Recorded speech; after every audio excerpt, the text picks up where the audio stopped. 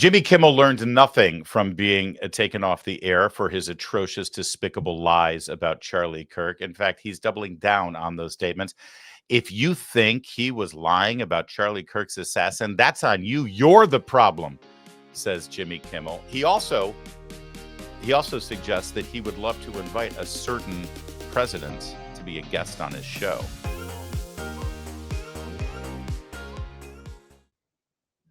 I don't believe him, but we'll show you that in a second. First, though, here's Jimmy Kimmel continuing the lie and blaming you for not being smart enough to understand his joke. If you felt like your initial comments had been mischaracterized. I didn't feel like it was. They were. It was intentionally and I think maliciously mischaracterized. Yeah. How does one maliciously and intentionally mischaracterize his remarks when all we did was play them for you so you could hear them yourself? I mean, he literally said that over the weekend, MAGA went out of its way to do whatever it could to portray the assassin of Charlie Kirk as anybody but their own. Those were his words. I'm pretty sure I just quoted them verbatim from memory. I've seen the clip so many times. So I'm sorry. When somebody's words are taken out of context, they're manipulated, they're partially quoted, they're severely and deceptively edited. We literally showed the world exactly what you said. And that's what now? If you felt like your initial comments had been mischaracterized. I didn't feel like it was. They were. It was intentionally and I think maliciously mischaracterized. Let me just tell you something. This guy's got one job. He's got one job.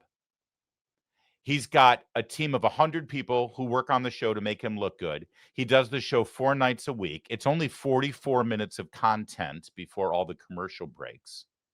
He's got a team of writers who write jokes for him that aren't usually very funny.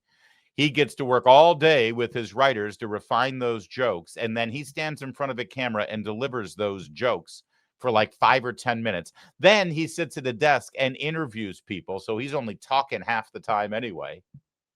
It's a pretty easy job, and he gets paid like $15 million to do it.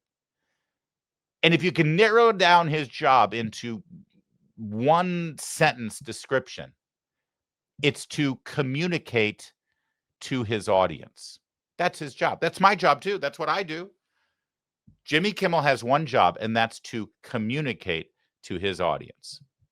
And with all of those people working on that joke, with all the people writing it and refining it, with all the producers that see it, and Jimmy Kimmel himself, and I think his wife actually participates in the process.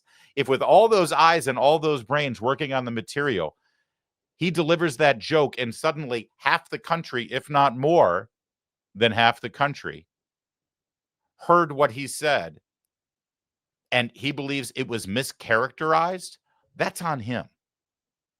That's on him. The whole point is that if you're delivering a statement, especially when, like, I do this improvisationally, I don't have anything written down for what I do, and I still carefully calculate how I communicate to you. He pre-tapes and pre-scripts everything that he does. And with all of those eyes and all those brains working on his script, anything that he says could be mischaracterized in such an atrocious way, especially when you're talking about a person's murder that you're now politicizing and making a joke out of. If you meant something else and everyone else just mischaracterized it, that's on you. And this guy will never take any ownership. He will never take any responsibility. He will never accept any accountability. And it's because his ratings are in the tank again. After one spike, thanks to Donald Trump, his ratings are now in the tank again. And, well, I'll prove it coming up in a second. But let me just be clear. These left-wing, dirtbag, leftist, anti-American comedians who get television shows, they're all the same. You've seen their shows. From Seth Meyers to Jimmy Kimmel to Stephen Colbert to everybody who sits at the desk at the Daily Show on Comedy Central that used to be about comedy. They all hate our country. They hate the Republican Party. They hate conservative values and principles. They hate Donald Trump. They hate you. And every opportunity they have to let that shine through, they take it. Just look at this guy. Remember him? Trevor Noah got the job at The Daily Show, not because he was the funniest or smartest person. It just made Viacom, CBS, or whoever was running Comedy Central at the time feel so good about themselves that they brought in a South African comedian who is now going to tell the news from a different perspective. And of course, it was a liberal left-wing perspective. It wasn't different at all. Everything he did was what Jon Stewart did. It just wasn't as funny or talented.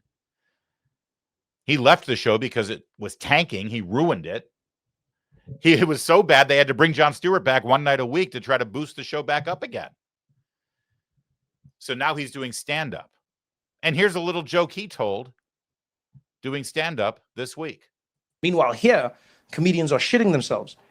Don't say anything about Charlie Kirk. I wasn't going to say anything about, but don't say anything about Charlie. I wasn't going to say anything about Charlie Kirk, but don't. There's nothing funny about it. Oh, now you tested me. I mean, there's nothing funny about it? You can't say there's nothing funny about it. No, there's nothing fun. No, don't say that, because as a comedian, I'll be like, I'm sure there's something funny about it. The guy was shot while defending guns. Do you understand how? I'm not even writing that as a joke. As a human, you have to admit that is an incongruous, funny thing that happens. You are there, you're like on stage, and you're like, let me tell you why people should have guns. Wapa! He was actually shot while he was criticizing transgender policies and transgender violence. And the person who killed him was in a relationship, a gay relationship, with a man who dressed up like a girl. But don't let the facts get in the way of a great punchline. Not that there was a great punchline there in any way whatsoever. Did I mention that Trevor Noah's from South Africa? And I'm sorry, he's pontificating and lecturing Americans about our gun policies. Have you taken a look at South Africa recently? We're supposed to be lectured to by this sanctimonious jerk about our violence in our country, and he's from South Africa? What an a-hole. Meanwhile, as I mentioned, Jimmy Kimmel is scrambling right now because his ratings are in the toilet. Again, it took 3 days for them to go right back down where they were before. He's not going to get his contract renewed. And it has nothing to do with politics. It has to do with money, as in the network and the local stations are losing it. The only person getting rich off his show is him. But he's doing whatever he can to keep his gig, probably because he's spent all his money already on his beautiful homes, and he's got one in Italy. He's already bragged about how he got Italian citizenship if he ever wants to leave the country. So Jimmy Kimmel has a bright idea on how he can recharge his ratings. Get this. Since you came back, have you asked Trump or Carr to come on? No, I haven't. I wouldn't necessarily be interested in Brendan Carr on the show. But yeah, I'd love to have Trump on the show for sure. Yeah. I mean, I feel like he knows that he wants, I don't know. All right, I'll ask him. So he wasn't ready for that question. And of course, he's lying. I'd love to have Trump on the show. Okay, he just asked you, have you asked Trump to come on the show? And he hasn't. If he'd love to have Trump on the show, why hasn't he asked to have Trump on the show? By the way, why wouldn't he have Brendan Carr on the show? That's the chairman of the FCC. I think that would be fascinating. I have Brendan Carr on my show. He's actually very funny. I like Brendan Carr. He comes on my show, and it's always good radio. I'm sure it'll be good television. No, he's terrified to actually be confronted by facts and truth. He's a mental midget. He's an intellectual, shallow little man, and he couldn't stand up to them, probably. Of course, he's lying. If he wanted to have Trump on the show, he would have asked him already. But that goes contrary to his brand. And understand something. When liberal left-wing in the Hollywood club late-night hosts like Jimmy Kimmel bring Donald Trump on, they get screamed at by their base, by their supporters, by the crazy lefties, because you can't platform that man. He's Hitler. How do you have Hitler on your show when you've called him Hitler for the last 10 years? Look what happened to Bill Maher. Bill Maher didn't even bring Trump on the show. He had a private dinner with Trump, and he got attacked by his people. But now he claims he's going to invite him on the program. I hope Trump doesn't do it. Don't give him the ratings boost. He doesn't deserve it. And the only reason he would do it is to try to get better ratings. How bad is Jimmy Kimmel? Well, here was part of his monologue last night. You watched our show yesterday. I showed you details about Antifa tactics, Antifa violence. We showed you part of the roundtable at the East Room in the White House, where independent journalists were telling you all of the details about what Antifa does, how violent they are, how organized they are, and the money and the organizations that support Antifa. Well, Kimmel decided to use his show as a propaganda platform to lie to the audience and make fun of Antifa and Kristi Noem, the DHS secretary. One of the individuals we arrested recently in Portland was the girlfriend of one of the founders of Antifa. Finally, they got the girlfriend of one of the founders of Antifa. You understand? There's no Antifa. This is an entirely imaginary organization. There is not an Antifa. This is no different than if they announced they rounded up a dozen Decepticons. We've captured the Chupacabra, everyone. Yeah, I would love Jimmy to go hang out with Andy Ngo up in Portland as Andy is reporting on the activities out in front of the ICE facility there, and see if Jimmy is unafraid of the Decepticons there that are hurting, maiming, injuring tons of independent journalists up there. He's just a lying fraud, and he's a propagandist. And he does his due diligence. He does his job for the party.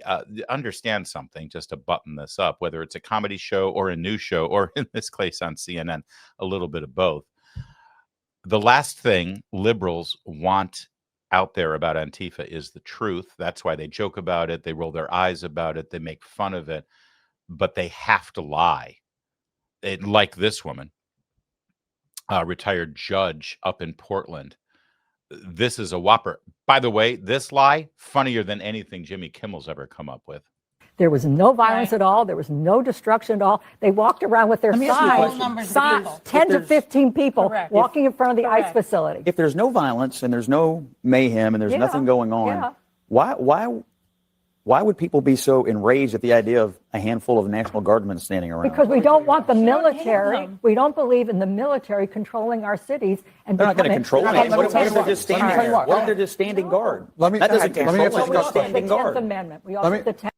A perfect question by Scott Jennings without any answer. Of course, there's violence at these ICE facilities. We know it. We've had ICE facilities shot at. We've had ICE law enforcement officers threatened. We've had them injured.